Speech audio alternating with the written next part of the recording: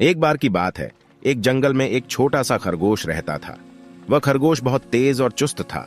वह अपनी गति में गर्व करता था और दूसरे सभी जानवरों को पीछे छोड़ देता था। वह बहुत उच्चाहारी था और अपनी ताकत को दिखाना चाहता था। एक दिन खरगोश अपने दोस्त कछुआ के पास गया।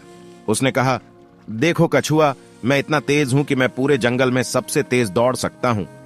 कछुआ ने ध्यान से सुना और हंसते हुए कहा, यह बड़ी अच्छी बात है, लेकिन क्या तुम मुझसे तेज दौड़ सकते हो?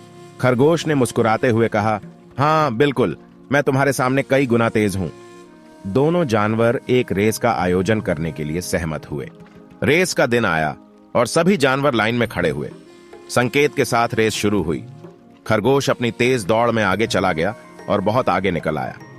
वह गर्व से हंस रहा था और खुद को विजेता मानने लगा। रास्ते में सोने का निर्णय लिया, लेकिन जब खरगोश की नींद खुली और चारों ओर देखा तो उसने देखा कि कछुआ तालाब में था।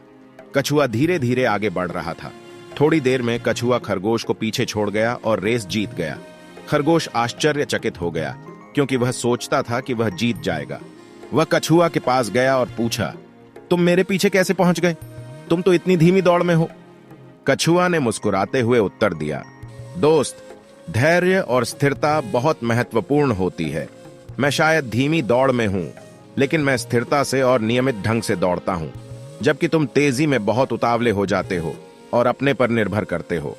सच्चाई यह है कि जीत हमेशा उसे मिलती है जो स्थिरता से और नियमितता से काम करता है। खरगोश ने अपनी गलती समझी और एक महत्वपूर्ण सीख ली। उसने समझ लिया कि दौड़ में सिर्फ तेजी ही काम नहीं आती है, बल्कि स्थिरता, धैर्य और नियमितता भी बहुत महत्वपूर्ण होती हैं। इस कहानी से हमें यह समझने में मदद मिलती है कि जीवन में सफलता पाने के लिए सिर्फ तेज और ताकतवर होना ही काफी नहीं होता है। धैर्य, स्थिरता, नियमितता और सहनशीलता भी जरूरी होती है। हमें अपने लक्ष्य की ओर धीमे और स्थिर कदम से चलना चाहिए ताकि हम वास्तविक सफलता को प्राप्त कर सकें।